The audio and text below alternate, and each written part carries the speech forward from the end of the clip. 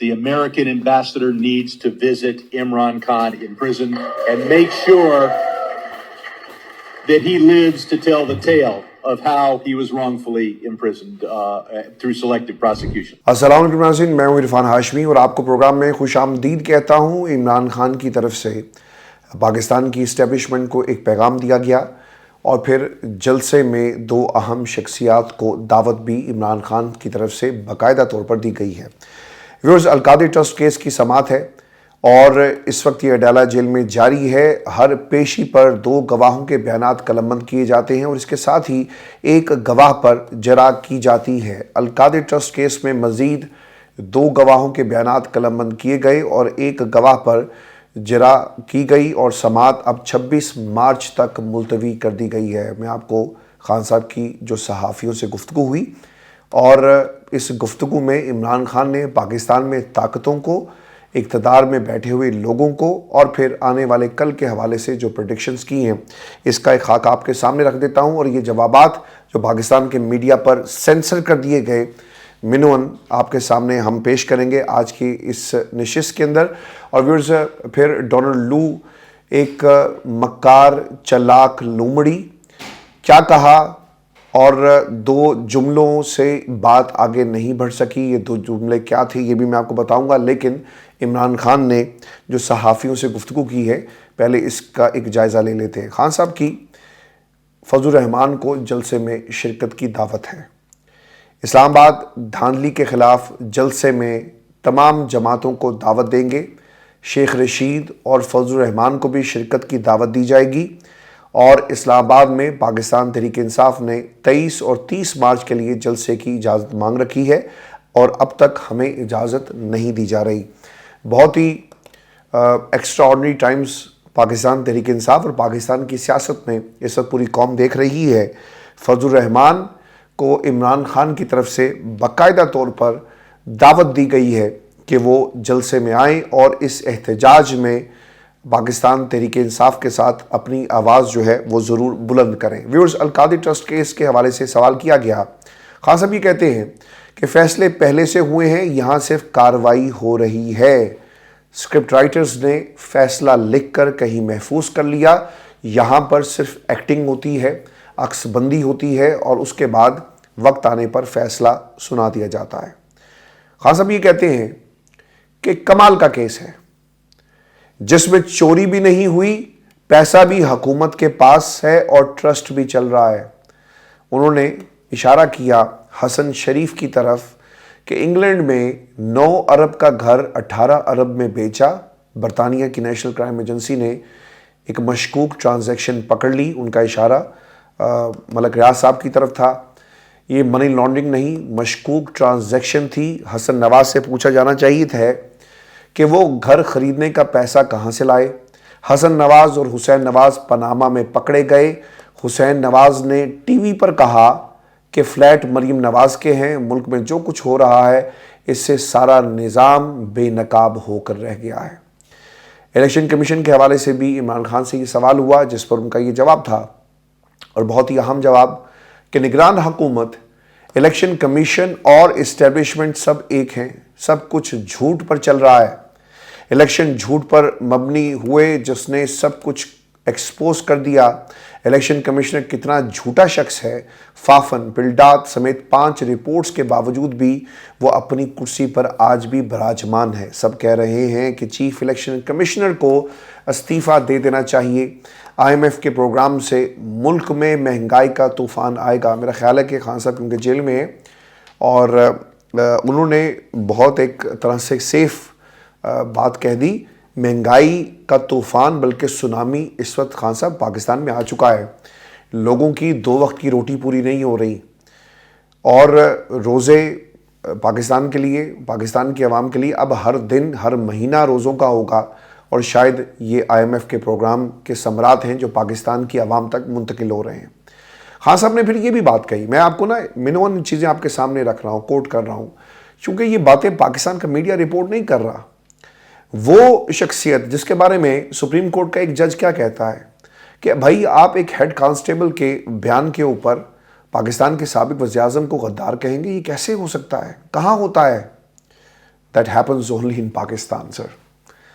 خان صاحب کی باتیں آپ تک پہنچانا اس لیے بھی ضروری ہیں کہ یہ تاریخ لکھی جا رہی ہے. وہ لوگ جن کا جمہوریت سے کوئی تعلق نہیں ہے، پاکستان میں بڑے بڑے عہدوں پر بیٹھے ہوئے ہیں، انہیں لایا جاتا ہے، بٹھایا جاتا ہے، نظام کو اپنی مرضی سے سجایا جاتا ہے، اور یہ گردان آپ جتنی چاہیں لمبی کر سکتے ہیں کیونکہ یہی اس وقت حکم ہے کچھ لوگوں کا. ویورز، خان صاحب نے یہ بھی کہا کہ میں نے IMF کو کہا کہ ملک میں سیاسی استحکام نہ آنے تک قرض جو ہے وہ جاری نہ کیا جائے. ملک میں سیاسی استحکام نہ آنے کی صورت میں قرضوں کے پیسے ضائع ہو جائیں گے. کس طرح؟ اس کی ایک چھوٹی سی مثال میں آپ کے سامنے رکھ دیتا ہوں. آگے بڑھیں گے اس کے بعد کہ جب ایک ایسی حکومت جس کے پاس پاپولر ووٹ بینک نہیں ہے، پولیٹیکل کیپٹل نہیں ہے خرچ کرنے کے لیے، اور کیپٹل بھی موجود نہیں ہے، تو پھر اس نے اپنی کارکردگی دکھانے کے لیے ادھار اور مانگے تانگے کی حکومت بنانی ہے. یہ ملاقاتیں جو شروع ہو گئی ہیں نا، پھر سعودی ولی عہد اور پھر اور بھی لوگ آئیں گے. کیوں؟ کشکول اب بڑا ہے. اسے بھرنے کے لیے آپ کو پیسے کی ضرورت ہے. جمہوریت ہوتی آپ لانگ ٹرم پالیسیز لے کر آئیں، حکومتوں کو چلنے دیں، ایسا نہیں ہوتا. شارٹ ٹرم پالیسیز کچھ لوگوں کو چلنے دینے کی بات کی جاتی ہے، کشکول بڑھایا جاتا ہے. معیشت کو چلانے کے لیے، پہیے کو حرکت میں لانے کے لیے قرضہ لیا جائے گا، اور جب قرضہ لیا جائے گا تو پھر حکومتیں کیسے چلیں گی؟ چوری کا پیسہ، جھوٹ کا پیسہ، خیرات کا پیسہ، اس سے حکومتیں نہیں چلتی، اس سے صرف دن گزرتے ہیں. اور یہی اس وقت حکومت جو ہے اپنے دن گزار رہی ہے. ویورز، یہ سوال کہ پاکستان پیپلز پارٹی کیوں حکومت کا حصہ بنی، اس کا بھی جواب خان صاحب کی طرف سے دیا گیا کہ آمدن کے ذرائع نہ بڑھانے تک IMF سے قرض لینے کا کوئی فائدہ نہیں ہے. پاکستان پیپلز پارٹی کابینہ کا حصہ اس لیے نہیں بنی کیونکہ انہیں پتہ ہے کہ یہ سیٹ اپ زیادہ دیر نہیں چلے گا. اب افغانستان پر حملہ نہیں ہونا چاہیے تھا، اس پر بھی خان صاحب نے ایک اپنا بیان دیا. وہ یہ کہتے ہیں کہ افغانستان پر ایئر سٹرائک حملے سے ملک دشمنوں کو فائدہ ہوا. ایران اور افغانستان کے ساتھ تعلقات خراب ہو گئے. افغانستان کے ساتھ تعلقات خراب ہونے سے دہشت گردی بڑھے گی، اور افغانستان میں جو بھی حکومت ہو اس سے اچھے تعلقات ہونے چاہیے. طالبان اور امریکہ کے ڈائیلاگ ہم نے کروائے. ہمارے دور میں افغان حکومت نے TTP کا مسئلہ حل کرنے کی یقین دہانی کروائی تھی.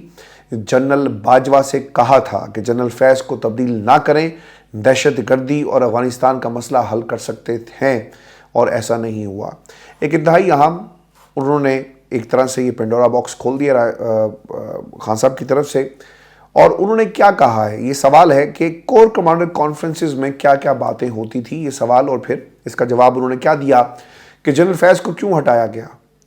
General Bajwa corps commanders conference میں کہا کرتے تھے کہ عمران خان جنرل فیض کو آرمی چیف بنانا چاہتے ہیں.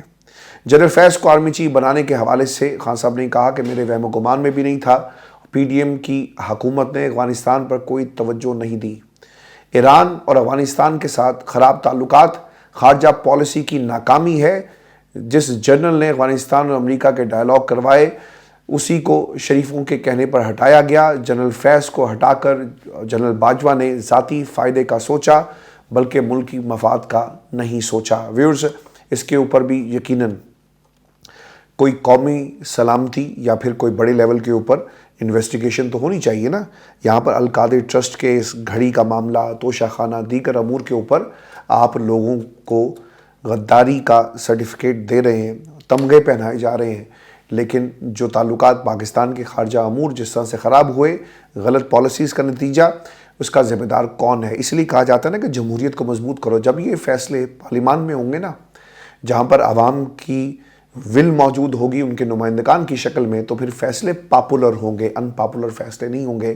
پھر فیصلے ایسے ہی ہوں گے کہ آپ کی حکومت ختم ہوئی، آپ نے جو نئی حکومت ہے وہ مدعا پرانی حکومت پر ڈالے گی، اور جو چلا گیا اس پر سوال اٹھایا جائے گا. اور جو سوال اس وقت اٹھایا جانا چاہیے تھا جب وہ اقتدار میں تھا، اس وقت کسی میں ہمت نہیں ہوتی کیونکہ نظام موجود نہیں ہے. پاکستان تحریک انصاف کو کرش کرنے کی کوشش کی جا رہی ہے، خان صاحب کا یہ بھی کہنا ہے. اور PTI کو کرش کرنے کے لیے خان صاحب کہتے ہیں کہ مجھے ایک ہفتے میں 3 سزائیں دی گئی، لیکن کرش کرنے کا پلان فیل ہو گیا. یہ حکومت 5-6 ماہ سے زیادہ نہیں چلے گی. ایک انتہائی اہم پریڈکشن کی گئی ہے عمران خان کی طرف سے، اور انہوں نے 5 سے 6 ماہ کا وقت دیا ہے اس حکومت کو کہ اس سے زیادہ یہ حکومت نہیں چل سکتی. ذہنی طور پر 4-5 ماہ جیل میں رہنے کو تیار ہوں. اور عمران خان نے آج یہ بھی طاقتوں کو اور وہ لوگ جو عمران خان کو جیل میں رکھنا چاہتے ہیں اس کا جواب دے دیا. میں نے آپ کو 2 دن پہلے کہا تھا کہ جب خان صاحب سے ملاقات ہوگی تو پھر ہر سوال کا جواب آئے گا اور پکچر کلیئر ہوگی. اور ابھی پکچر باقی ہے کیونکہ علی امین گنڈاپور اور شہباز شریف کی ملاقات کے حوالے سے بھی سوال ہوا ہے عمران خان سے، جس پر انہوں نے کیا کہا کہ علی امین کو صوبہ چلانا ہے اور اسے پیسے چاہیے. صوبے کا شیئر لینے کے لیے وزیر اعظم سے ملا. علی امین گنڈاپور کو وزیر اعظم کے ساتھ تصویر اس وقت بنوانی چاہیے تھی جب پیسے مل جاتے. وفاق خیبر پختونخوا کو پیسے نہیں دے گا. شریفوں سے زیادہ ناقابل اعتماد کوئی جو ہے وہ گھرانہ نہیں ہے، خان صاحب نے یہ بھی کہا. اچھا اب ایک اوبیسلی خان صاحب تک بھی خبریں پہنچ رہی ہیں کیونکہ نواز شریف صاحب کی لندن واپسی کی یاترا کی بات ہو رہی ہے. اور کیا ہے وجہ؟ مجبوریاں ہیں. خان صاحب نے ون لائنر بہت زبردست انداز میں اس پورے جو بھی ایک سینیریو اس کو انہوں نے سم اپ کیا. وہ کہتے ہیں کہ شریف پھنس چکے ہیں، اگر یہ بوٹ کو چھوڑتے تو ان کی سیاست ختم ہو جائے گی. انتظار کر رہا ہوں کہ نواز شریف کب لندن بھاگے.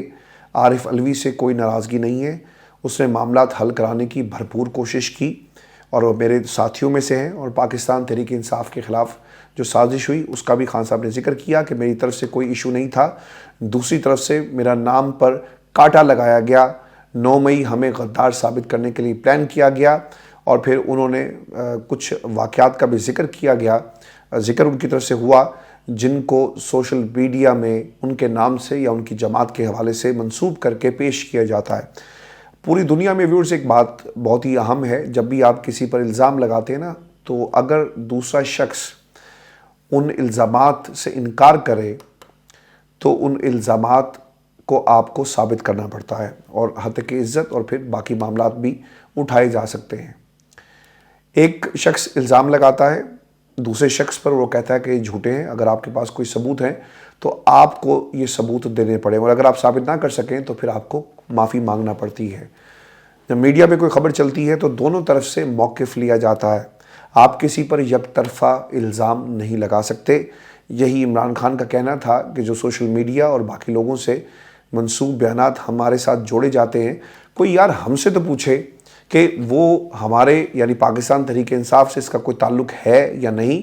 بہت سارے ایسے اکاؤنٹس تھے جن کا پاکستان تحریک انصاف سے تعلق نہیں تھا جو ان کے ساتھ منسوب ہوئے اور جنہیں استعمال کیا گیا، لیکن پاکستان تحریک انصاف نے علن اعلان ان تمام اکاؤنٹ سے لا علمی اور لا تعلقی کا اظہار کیا کہ ان کا پاکستان تحریک انصاف کے ساتھ کوئی تعلق نہیں ہے. ویورز، اس ساری گفتگو سے ایک چیز واضح ہو گئی ہے کہ عمران خان اب بھی وہیں کھڑے ہیں جہاں پر آج سے سال پہلے وہ کھڑے تھے، یعنی گرفتاری کے بعد سزا، ان کا بیانیہ، اور اس میں کوئی تبدیلی نہیں آئی. اور وہ یہ آج بھی سمجھتے ہیں کہ پاکستان کی عوام ہی اصل طاقت کا سرچشمہ ہے اور آزاد خارجہ پالیسی ہو، مضبوط معیشت ہو، آپ کے ہمسایوں کے ساتھ تعلقات ہوں، امریکہ، افغانستان، دیگر معاملات، جب تک عوام کی طاقت سے لوگوں کو ان کا انتخاب کر کے ایوان میں پہنچایا نہیں جائے گا تو پھر کچھ لوگ، شخصیات ایک آئیڈوسنکریٹک ویریبل کی طرح ایکٹ کریں گے. آئیڈوسنکریٹک ویریبلز کیا ہوتے ہیں؟ یعنی انفرادیت، کسی فرد واحد کی سوچ اور فرد واحد کا یقیناً جو سوچنا ہے اسے پوری قوم پر، آپ کی پالیسیز پر مسلط کر دیا جائے. اس طرح کی سوچ اس وقت پاکستان کے اندر جو ہے وہ پائی جاتی ہے. ویورز، آنے والے دنوں کے اندر حالات جو ہیں وہ ہمیں خراب ہوتے ہوئے نظر آ رہے ہیں جہاں تک اس حکومت کا تعلق ہے.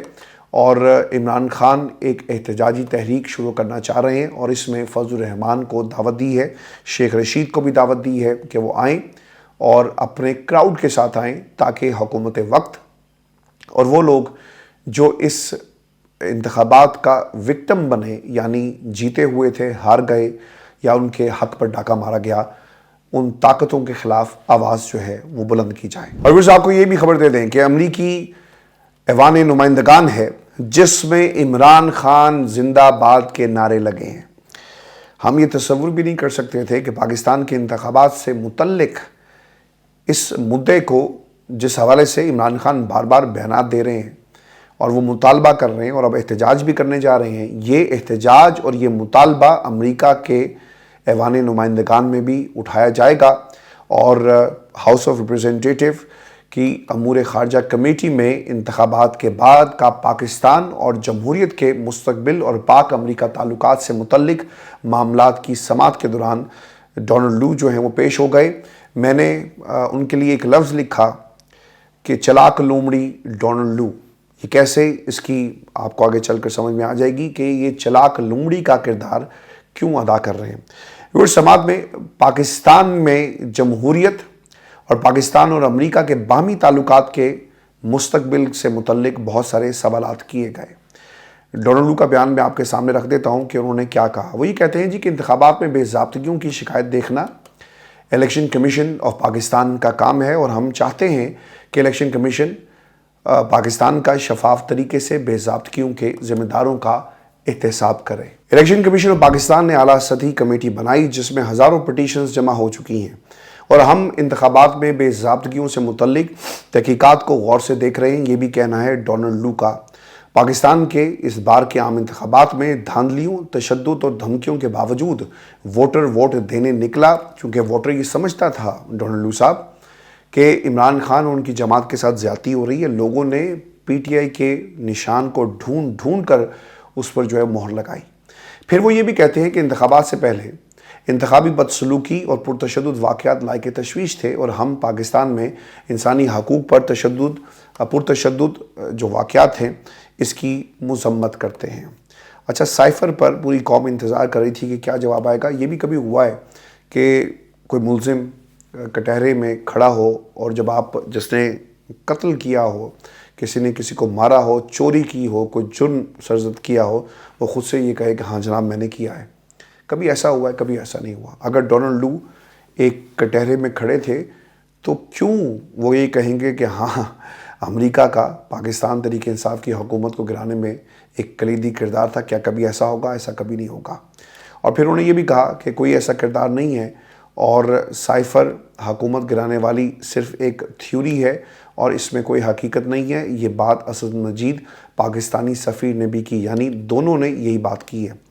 اب اس میں نا بہت سارے سکم ہیں، میں آپ کو نا یہ تمام نکات ایک ایک کر کے سمجھاؤں گا آگے چل کر، اور آپ کو پتہ چل جائے گا کہ غلطی یہاں پر صرف ان عدالتوں اور پروسیکیوشن سے نہیں ہو رہی، وہاں پر بھی ایک ڈونلڈ لو اور وہاں بھی پروسیکیوشن جو یہاں پر بیربل ہے نا، وہاں پر بھی کچھ ایسے بیربل ہیں جو ڈونلڈ لو کو بھی غلط مشورے دے رہے ہیں اور اس کی چوری اور اس کی چلاکی کو چھپانے کی کوشش کی، لیکن جتنا وہ چھپا رہے ہیں وہ اتنا زیادہ ڈونلڈ لو صاحب جو ہیں وہ ایکسپوز ہو رہے ہیں۔ وہ یہ کہتے ہیں جی کہ جو اس سے جڑا ہوا ایک انتہائی اہم نقطہ ہے کہ عمران خان کے خلاف سازش والے جعلی بیانی کی وجہ سے انہیں گزشتہ 2 برسوں میں جان سے مارنے کی دھمکیاں بھی دی گئی، یہ بھی انہوں نے ایک بات کہی ہے۔ اچھا، لو کے بیان پر عوام کا ایک رد عمل بھی آیا ہے۔ جیسے ہی ڈونلڈ لو نے یہ کہا نا کہ پاکستان میں عمران خان حکومت کے خلاف سازش نہیں کی، تو ساتھ بیٹھے لوگوں کا رد عمل پتہ کیا تھا؟ انہوں نے کہا جی کہ ہی از اے لائر، ہی از اے لائر۔ اہم سوالات ویورز اس سے جڑے ہوئے کہ سب سے پہلے تو یہ کہ پاکستان تحریک انصاف کی اور عمران خان کی یہ جی سب سے بڑی فتح ہے۔ ڈونلڈ لو امریکی ایوان نمائندگان کی امور خارجہ کمیٹی کے سامنے پیش ہوا اور اس نے اپنے بیان میں یہ تمام چیزیں ریکارڈ کروائی۔ پہلی بار اتنی بڑی سطح پر سائفر کو اور اس کے ساتھ پاکستان کے الیکشنز کو ڈسکس کیا گیا۔ عمران خان کا الزام غلط تھا، کیا سائفر جھوٹا تھا؟ اس سوال کا جواب میں آپ کو ان نکات کی روشنی میں دے دیتا ہوں جو انہوں نے خود اپنے خلاف کھڑے کر دیے ہیں۔ کیا ڈونلڈ لو یہ کہنا چاہ رہے ہیں کہ عمران خان کے بذریعہ سائفر امریکی سازش کا الزام جھوٹا ہونے کے ساتھ ساتھ وہ سائفر بھی جھوٹا ہے جو پاکستانی سفیر اسد مجید نے بھجوایا تھا؟ ڈونلڈ لو کے اس بیان کے بعد 3 اہم سوال اور نقطے اس وقت سوچنے والوں کے لیے موجود ہیں۔ نقطہ نمبر 1، امریکہ سے آیا سائفر ایک حقیقت ہے یا نہیں؟ سائفر تو آیا تھا اور اس میں اسد مجید نے ڈونلڈ لو کے ساتھ اپنی ملاقات کا ذکر کیا۔ دی انٹرسیپٹ وہ سائفر کئی ماہ پہلے چھاپ چکا جس میں ڈونلڈ لو سے یہ بات منسوب کی گئی تھی۔ آپ کو یاد ہوگا کہ پاکستان کا یوکرین معاملے پر روس کی سائیڈ لینا کس طرح انہیں قابل قبول نہیں ہے اور عمران خان کا تحریک عدم اعتماد کے ذریعے ہٹایا جانا ضروری ہے۔ ڈونلڈ لو نے دی انٹرسیپٹ کی سٹوری کی کبھی تردید نہیں کی۔ آپ کو یاد رکھنا چاہیے، ہمیشہ کوئی سناٹا، خاموشی، کوئی جواب نہیں آیا۔ کہتے تھے کہ یار یہ بھی جھوٹ ہے، آج بھی آپ نے کہا کہ نہیں یہ تھیوری ہے۔ اسد مجید صاحب کو جو بھیجا تھا بھائی وہ تھا کیا؟ پھر نقطہ نمبر 2، اگر سائفر سازشی تھیوری ہے تو پھر قومی سلامتی کمیٹی نے کس بات پر ڈی مارچ کیا تھا؟ یاد ہے نا آپ کو؟ قومی سلامتی، ڈونلڈ لو کے بیان نے تو ہماری قومی سلامتی کا بھی مذاق اڑا دیا، اس کمیٹی کا بھی۔ اسے کس نے اختیار دیا ہے کہ وہ ہمارے اندرونی معاملات میں سے مداخلت کرے؟ اور جو کچھ پاکستان کے اندر ہوتا رہا، ڈی مارچ ہوا، اس کے اوپر بھی جگ ہنسائی ہماری کروا رہا ہے۔ یہ سب سے اہم نقطہ ہے۔ قومی سلامتی کمیٹی 2 بار سائفر کو پاکستانی معاملات میں مداخلت قرار دے چکی ہے، اور عمران خان کے بطور وزیر اعظم آخری دنوں میں اس نقطے پر امریکہ کو ڈی مارچ بھی کیا جا چکا ہے۔ اب اگر یہ سارے کا سارا جھوٹ ہے تو پھر ڈی مارچ آپ نے کیوں کیا؟ قوم کو یہ ضرور بتائیں۔ پھر نقطہ نمبر 3، میں پوری کوشش اور ہمت کے ساتھ بیٹھا ہوں اور زور لگا کر یہ تمام نکات آپ تک میں پہنچا رہا ہوں۔ کچھ میں تھوڑی دیر کے لیے رک بھی جاتا ہوں، میں اس کے لیے معذرت چاہتا ہوں، لیکن انشاءاللہ 2-3 روز میں یہ سلسلہ مزید مضبوط ہو جائے گا۔ اب ویورز، یہ جو اگلا نقطہ ہے کہ اگر سائفر بیانیہ جھوٹ ہے تو پھر عمران خان کو سزا کیسے ہو گئی؟ ٹھیک ہے نا؟ اگر ڈونلڈ لو یہ کہہ رہا ہے ہاؤس آف ریپرزینٹیٹیو میں کہ یہ تھیوری ہے جی، کچھ نہیں تھا، تو آپ نے عمران خان کو پھر کیوں بند کیا ہوا ہے؟ نکالیں باہر، بری کریں۔ کیا یہ عظمیٰ بخاری جیسے لوگوں کے لیے آپ نے بیان، اور عطا تارڑ جیسے لوگوں کے لیے ایک ریئیکشن دینے کے لیے سب کچھ کیا کہ ٹھیک ہے کھیلو اس کے اوپر؟ ایک اور اہم ترین سوال یہ ہے کہ اگر ڈونلڈ لو صحیح کہہ رہا ہے تو پھر عمران خان نے تو کوئی راز سرے سے فاش ہی نہیں کیا، کیونکہ سائفر بیانیہ بقول لو کے سازشی تھیوری ہے۔ عدالت عمران خان کو سازشی تھیوری کی بنیاد پر سائفر کیس میں کیسے سزا دے سکتی ہے؟ اس کا مطلب تو یہ ہوا کہ سائفر بھی جھوٹ ہے اور عمران خان پر لگایا گیا الزام بھی جھوٹ پر مبنی ہے۔ تو یہ تمام چیزیں بہت ہی امپورٹنٹ ہے جس بنیاد پر یہ سب کچھ جو ہے وہ کیا جا رہا ہے۔ ویورز، اگلا سوال یہ ہے کہ سائفر کا عدالت میں شیئر کیا جانا کتنا ضروری ہو گیا ہے؟ اب یہ ذمہ داری ہے پاکستان کے اداروں کے اوپر کہ وہ اس سائفر کو شیئر کریں، اور عدالتوں پر بھی یہ ذمہ داری ہے کہ اس سائفر کو پبلک، یعنی جو کچھ لکھا ہوا ہے اسے قوم کے سامنے رکھا جائے منوعاً، کیونکہ اب یہ ہماری قومی سلامتی کا معاملہ ہے۔ ڈونلڈ لو کے اس بیان کے بعد اور بھی یہ ضروری ہو گیا کہ سائفر کیس میں اپیل سننے والی اسلام آباد ہائی کورٹ کو سائفر دکھایا جائے، اور اس بات کا تعین پہلے کیا جائے کہ آخر سائفر میں تھا کیا۔ ہائی کورٹ نے بھی یہی سوال اٹھایا ہے کہ سائفر دیکھے بغیر ٹرائل جج نے کیسے فیصلہ دے دیا؟